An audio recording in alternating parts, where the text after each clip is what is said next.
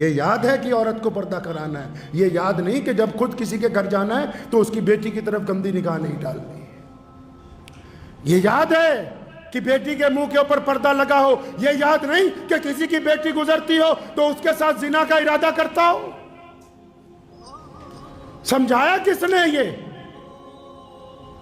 نبی علیہ السلام نے فرمایا حدیث پاک میں کہ بد نظری کا اتنا وبال ہے، نماز پڑھتا ہے لذت نہیں آتی، قرآن پڑھتا ہے لذت نہیں آتی، دین کی بات کرتا ہے لذت نہیں آتی، کاروبار کرتا ہے لذت نہیں آتی، رات کو ساری دنیا چین سے سوتی ہے، یہ ساری رات دل میں دماغ میں دوسروں سے عیاشی کے پلان بناتا رہتا ہے، اس کو نیند ڈھنگ سے نہیں آتی ہے.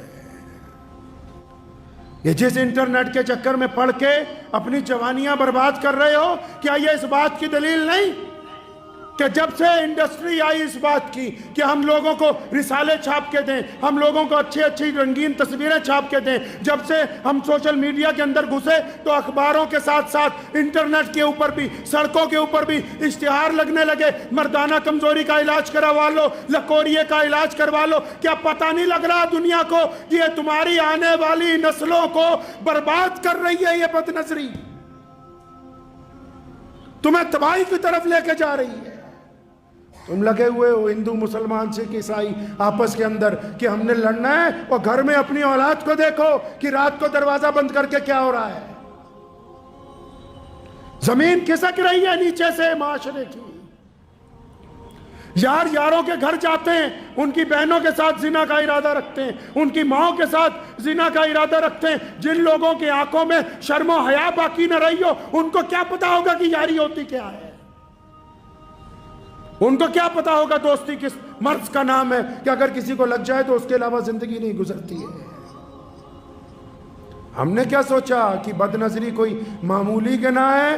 بد نظری کی وجہ سے آپ سنو جو اپنے آپ کو مسلمان ہونے کا دعویٰ کرتے ہیں، بد نظری کا وبال یہ ہے کہ آپ دوستوں میں 5 گھنٹہ بیٹھ کے گپے مار سکتے ہو، اگر کوئی مسجد میں تمہیں لے آئے 15 منٹ سے زیادہ ٹکتے نہیں ہو. کیا اس سے زیادہ اللہ کی ناراضگی کیا ہوگی؟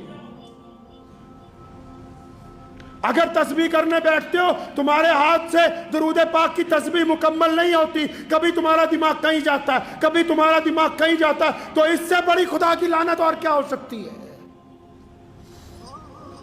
سوچا ہے کبھی؟ چہروں کا نور ختم ہو جاتا ہے، دل کی رونق ختم ہو جاتی ہے، دماغ جسم کے اعضاء. جب آپ روزانہ صبح کو فریش ہونے جاتے ہو اس بد نظری کی وجہ سے جو سارا دن، کیونکہ جو دماغ میں گھس گئی گندگی اس کا علاج نہیں ہے کسی ڈاکٹر کے پاس. جو گندگی دماغ میں گھس گئی اس کا علاج کسی ڈاکٹر کے پاس نہیں، کسی حکیم کے پاس نہیں. جتنی مرضی دوائیاں کھاؤ اس کا علاج نہیں ہے.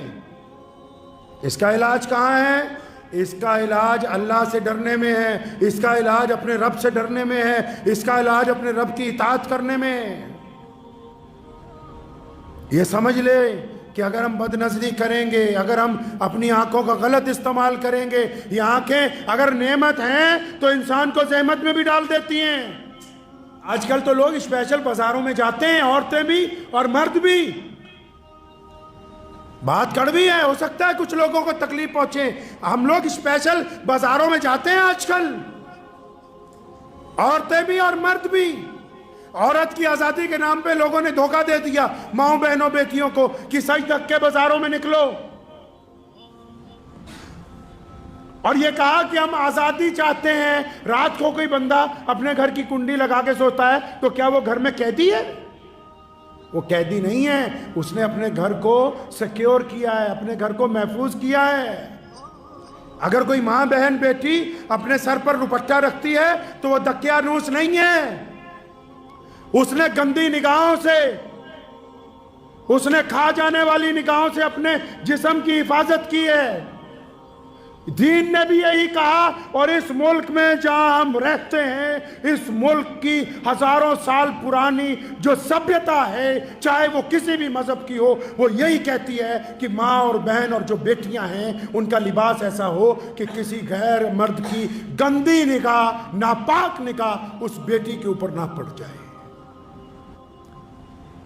حضرت ام مکتوم رضی اللہ تعالیٰ عنہ آنکھیں نہیں ہیں، نابینا ہیں، اندھے ہیں، وہ گھر میں تشریف لائے، نبی علیہ السلام کو ملنے کے لیے آئے، اور پیارے نبی صلی اللہ علیہ وسلم کی ازواج مطہرات ہیں، ہم سب کی ماں ہیں۔